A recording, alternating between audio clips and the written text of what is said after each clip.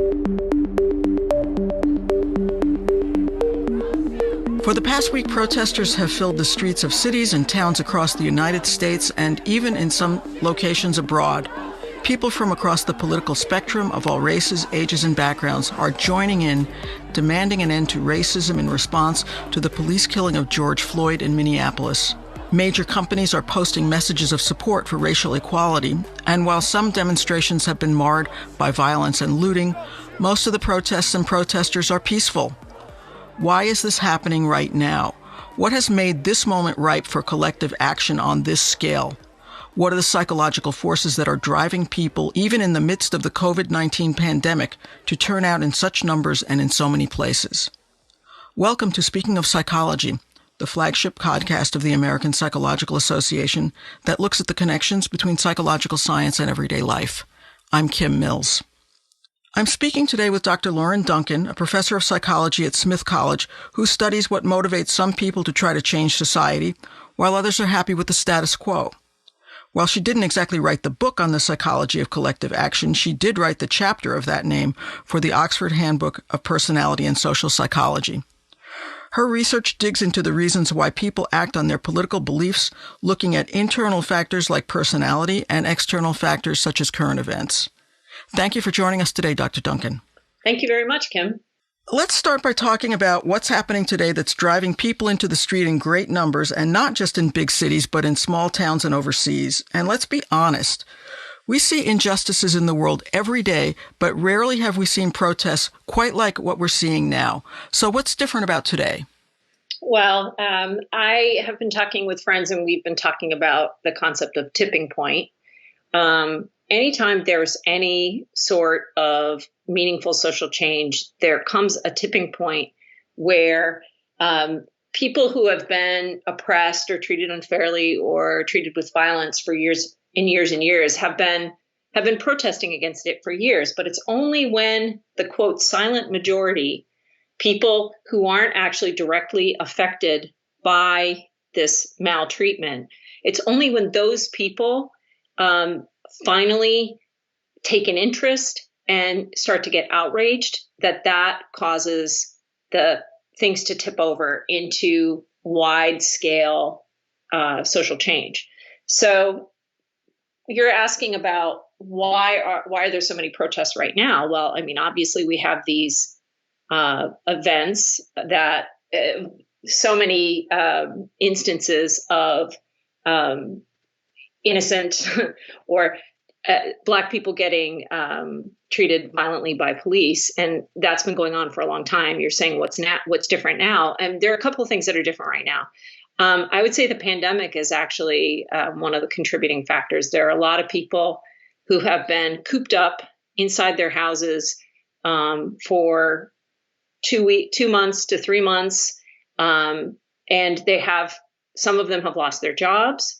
They have a lot more time to be consuming social media, to be watching TV, to be up on political events. The fact that nowadays everybody has a phone that has a camera on it means, and we also have many social media platforms, means that many people are direct witnesses to protests, to not just the events that spur the protests, but the protests themselves. And for example, we've been seeing a lot on social media, police reaction to peaceful protests. And that has also fueled these continuing protests. So the fact that people all have cameras, we're able to see these vivid visual images of unjust treatment. They get posted on social media. Social media is one of the best ways to reach millions of people.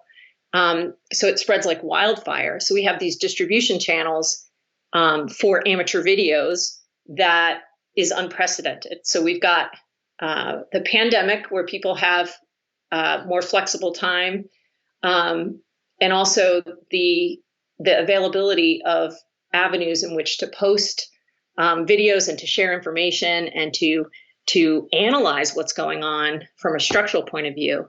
That's all been very important. I would also say in terms of the pandemic, I've heard a lot of talk about and read articles about how the pandemic is spurring a lot of people to think about what's really important in life.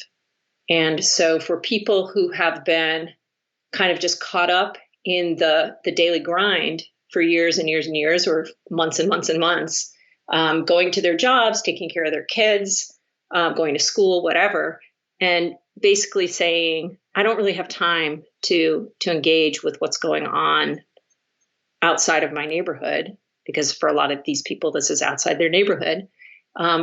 Now they're sitting at home, they're with their families, and a lot of people are reevaluating what is important in life. And so people are saying, I see these things on social media. That is a really vivid image that is so unfair. And who am I as a person? I need to take a stand. And there are many ways to take stands, and they're widely available. Social media makes lots of ways to donate money, or to even do things like just kind of click a like or repost things. There are many low-cost ways for people to protest. Then there's also, in towns, cities across this country and in other countries, there are protests being organized daily. And so it's very easy to find a way to engage in this particular set of protests right now. Your work posits a model that shows two distinct routes to collective action. Can you talk about what they are and how they're playing into the protests that we're seeing right now? Sure. So in my model, we talk about the fact that there might be collective action that is taken, and the distinction is really they're called movements of crisis and movements of conscience. In times of crisis, immediate reaction to maybe a killing or some sort of violence, people may react to what just happened in kind of a disorganized way without any articulated political analysis of what's going on. And so the classic example of that are riots that, the Watts riots, where the Los Angeles, what happened after Rodney King was acquitted in 1992, not Rodney King, the 4 white police officers who had beaten King. Exactly.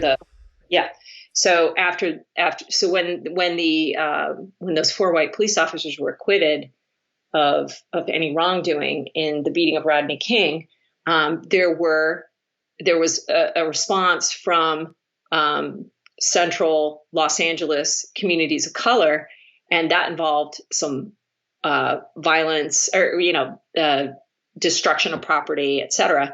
But you wouldn't necessarily say there was a diffuse feeling of anger. There's a feeling of anger. Things aren't right, but there wasn't necessarily an articulated political analysis of this is exactly what needs to change. It was just kind of this frustration people were acting out.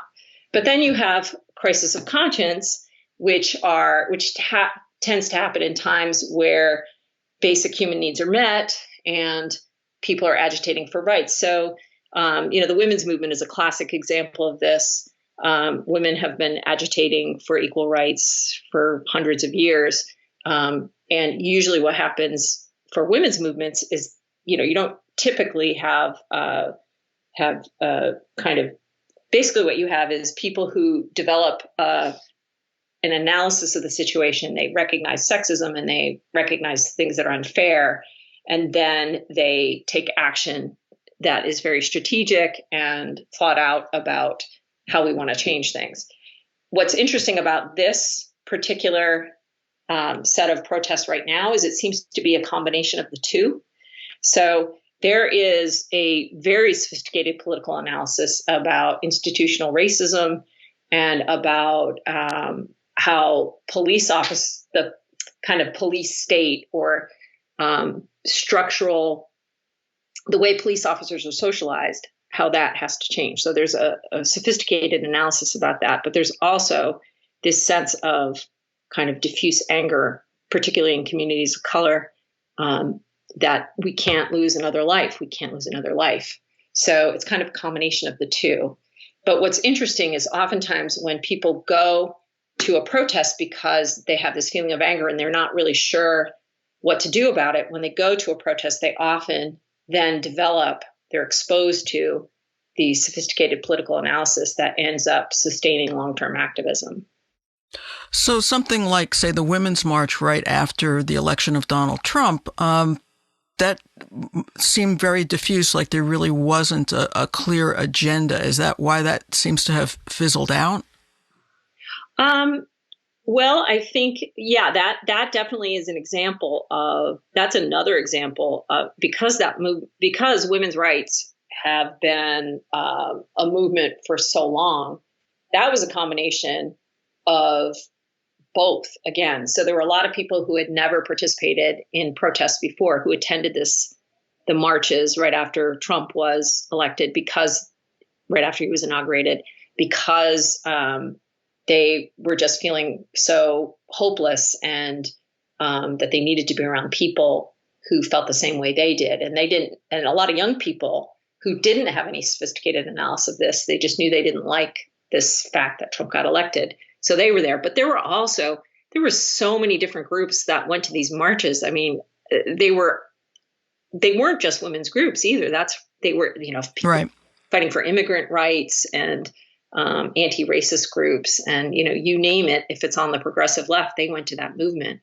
So I think trying to sustain something at that scale is going to be really hard. If the original marches that happened right after the inauguration, if they were dependent on people who needed an immediate outlet and not totally made up of people who had this sophisticated political analysis, of course the movements are going to get smaller. But I wouldn't say that these movements have disappeared. They haven't. They've just kind of taken more standard paths now. They're being filtered through organizations that have been created since the inauguration of Trump. So, even the hashtag Me Too movement you could argue that's it's part of it. Yeah, exactly. Mm-hmm. Yeah, I could see that. There's a new poll out that shows a large majority of Americans, 74%, support the current protests, and that more than 2/3 believe the killing of George Floyd wasn't an isolated incident. And this contrasts with 2014, when police killed unarmed black men in Ferguson, Missouri, when Michael Brown was killed, and in New York City, the case of Eric Garner. And back then there was a poll that found 51% of Americans thought those killings were isolated incidents. This seems like a big change in just 6 years. Now, I realize that polls are just a snapshot in time, but has public opinion really changed that much? Is that a big change over a short period of time? This is why I'm arguing this is a tipping point. I think this is what happened. This is what happened with gay marriage. This is, there were, for a long time, people were arguing that that non-straight people deserve the rights to get married, et cetera. And that went nowhere for years and years and years.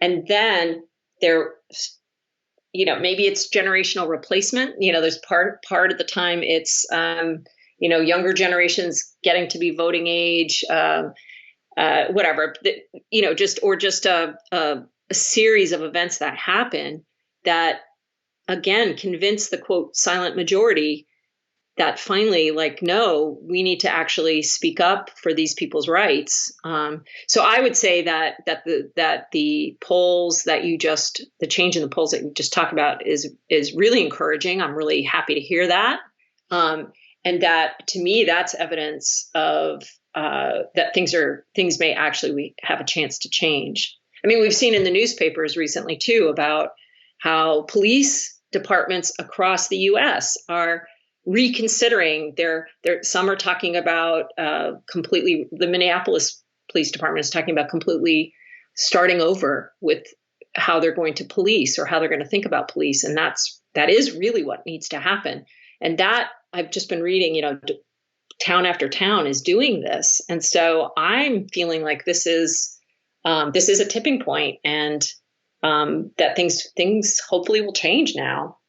So your work talks about how identity is related to collective action. Can you talk about what that means? Yes. So hundreds and hundreds of studies in psychology have shown that there are three components, three things that if you have them tend to be related to participation in collective action. And the first is identity.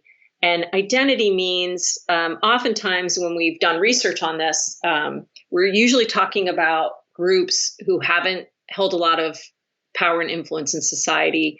So, African Americans, you might talk about versus whites, you might talk about, women versus men, non-straight people versus straight people, the people who don't have a lot of power and influence in society. So those are called social identities, the kind of the group memberships. Everybody has a bunch of social identities that influence how they're treated in society and how they think of themselves. And everybody's got a unique combination of those sorts of social identities. And they some tend to be privileged and some tend to be treated less well. And when we talk about collective action, we talk about identity, we're talking about organizing around a subordinate group identity. So women, feminists identifying around their gender identity, African Americans organizing around their racial identity, et cetera. So most research on collective action has shown that when people identify with their social group and link their fate to the fate of other members of that group, so they don't just see themselves as individuals, they say something like, the way African Americans are treated in society is going to impact how I'm treated. The way I'm treated impacts other members of my group, et cetera. So if they have a sense of common fate, if they think that what happens to them will have an impact on other members of their group and vice versa, that tends to be their a social identity. And that's the identity component. But you can identify with a social group, like you can identify as gay without having a politicized identity. So the next part that you really need is a sense of injustice. So the idea that I'm a member of a particular social group and my group has been unfairly treated in society. We've been unfairly deprived of power and resources. We've been discriminated against. We've been treated with violence, et cetera. And it's not our fault. There's systemic reasons. And that's really the key. The key is to get away from these classic American meritocracy arguments that the reason we haven't had a woman president yet is that just women aren't interested or women aren't good enough. It's because there's systemic sexism in our society, or the reason that African Americans in Minneapolis are 7 times as likely to be treated with violence by the police than white people is not because the African Americans in Minneapolis are 7 times more violent. It's because there's systemic racism there. So once you have a systemic analysis and you get away from it's, the individual's fault, it's because there's some structural stuff going on, then that helps you politicize that particular identity. So there's identity, injustice, and then the other one is efficacy, which is basically a belief that you need to work together as a group to change things, and that you have to believe that your actions will make a difference. So that's how the three are related. And then when we talk about allies, for example, white people who are out on the streets protesting right now, you can think about expanding identity so that it isn't just that you're focusing on members of your group. For white people protesting right now, it could be that they have embraced an anti-racist identity, which is a very good identity for white people to embrace when they're going to do this sort of work. But it could also be that they've expanded their definition of identity to think about all of humanity. So oftentimes you'll see religious groups, when they do this sort of activism, they're talking about morality and they're talking about we are all human, and they're not focused so much on their individual racial identity. They're talking more about all humanity. Mm-hmm. So there's 2 ways that works. Yeah, or even their individual religious identity. It's not like an Episcopal is marching for Episcopals. Right. Yeah. They're marching based on, maybe an identity that was being formed or was helped in its formation by their religious beliefs or their beliefs. But the key identity there would be that I believe that there's no difference between human beings of any racial group. And what happens, it's this sense of common fate. What happens to African Americans has an impact on me as a moral person as well. So as long as you have an identity that can embrace something like that, then that can also be motivating for activism. Looking through a historic lens as well as a psychological lens, are there factors that tend to make certain protest movements more or less successful?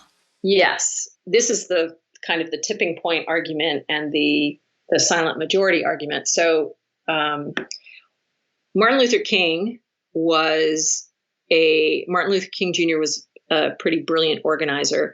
One of the things he did to help the Civil Rights Act get passed, et cetera, was he was very strategic when he was working with local communities. So the Civil Rights Movement had been going on for years and years and years, and people had been African Americans had protesting unfair treatment and discrimination and segregation for years. But the tipping point came when he and his other leaders of the movement decided to hold protests in towns where they knew that there was a reactionary mayor or some sort of government leader, where they knew that the police would turn fire hoses on them, where they knew that they would be treated with violence. And so they would choose those sorts of places to do peaceful marches, and it had to be peaceful, and the protesters had to be well dressed, because they were trying to convince the silent white majority in the North that they deserved to be treated like white people. And then they called the media in. And so when people who were just kind of, somebody sitting up in their farmhouse in Maine opened the newspaper or saw on TV these images of these very respectable looking African Americans doing something very peaceful, but getting treated with this obvious disrespect and obvious violence, then that was a way, getting these kind of dramatic, there's no way you could think that this was okay, kind of image. Once you did that, then it was easier to. That's when the tipping point comes. Is when that's one of the factors that can help create this tipping point, is when you have these clear contrasts, and it's easy what's right and what's wrong. So setting dogs on people or turning the fire hoses on them was shocking. Yes, exactly. So somebody sitting in their farmhouse in Maine has never seen that before. And, you can read about it in the paper all you want, but when you see the images are just, human beings are wired to respond to visual images. And so when you see it or you hear it or both, it's just much more likely to help create that thing that gets people who have privilege, who don't, quote, have to do anything, spurs them into action. And yet there were frightful images during the Vietnam War protests. But I know I was, alive at the time, and certainly I was aware of what was happening, that you would hear people saying, well, those dirty hippies, they deserve it. Right. How is that? How does that contrast with what African American people did in the 60s? Well, so it's very interesting. Human beings seem to have this natural tendency to group people into us versus them. And so one of the ways that you can get, if you're part of a subordinate group and you want to get the, quote, silent majority on your side, is you want to get the silent majority to see your group as one of them. So this example that I was giving you with the peaceful civil rights movement protests, where they said you need to dress in your Sunday best, you need to be polite, you need to, I mean, it's ridiculous. You shouldn't have to do any of that. Right. But this was a tactic used so that white people in the North in particular would look at these people and say, these people are exactly like me. Maybe their skin's a little bit darker, but they're exactly like me. So when you're talking about dirty hippies, quote, dirty hippies, most of whom were white, they didn't have that whole, so especially, college students, white college students, part of the baby boom who were protesting Vietnam, they were mostly from middle-class backgrounds, white backgrounds. They didn't have a whole legacy of knowing that when you go out and you protest, that you're trying to convince the quote silent majority. And so you need to appeal to them and their conservatism, right? These were kids who were like, hey, I'm going to do what I want and this is wrong. And they're going to listen to me. And so I think that's the difference. And so does that make sense? Yeah, totally. I mean, because I remember similar things with LGBT rights movement where there would be like the Christopher Street March in New York, and one faction would say, oh my God, all of these people are naked and this is horrible. And another faction would say, but this is our identity and we're not going to change. Right. And I'm not arguing that there's a right way or a wrong way to do any of these things. I think a lot of most movements have multiple strands and different constituents and different people who participate, and they probably need all of them. And for some people, who are identifying with the gay rights movement and who want to fight for the rights of gay people, it's really important to show the totally flamboyant gay man out there or naked people or whatever. That was really important to get some percentage of the public on board. But there's also, if you're talking about trying to convince the quote silent majority, you're trying to define that in a way where you don't really have very much information, but you're trying to appeal to all sorts of people. And so I think most movements need different types of people, a range of different types of tactics and people to be successful. And they tend to be more successful if they've got a range. So how important is one individual to a social movement? I mean, does a movement need a Gandhi or a Rosa Parks or a Lech Walesa to succeed more quickly? Well, and the interesting thing about Rosa Parks, of course, is that she had been doing protest movements for years and years, and she was strategically chosen to be a symbol and so that, I think that is the point, right? Is that individuals are sometimes become symbols or figureheads just kind of because they happen to be in the right place at the right time. But sometimes they're strategically chosen by movements to spur a particular reaction or, she was chosen to protest the segregation on the bus because the silent majority, if they see this kind of harmless looking little old lady on a bus and she's so tired after her long day of work, like who could ever say that, yeah, she needs to go sit in the back, Right. So sometimes it's strategic. I mean, people, when you talk about leaders, some people are charismatic. They tend to say things in the right way that happens to correspond with what needs to be heard at a particular time. So definitely individuals are important, sometimes for strategic reasons, but sometimes because they just happen to be the right person saying the right thing at the right time.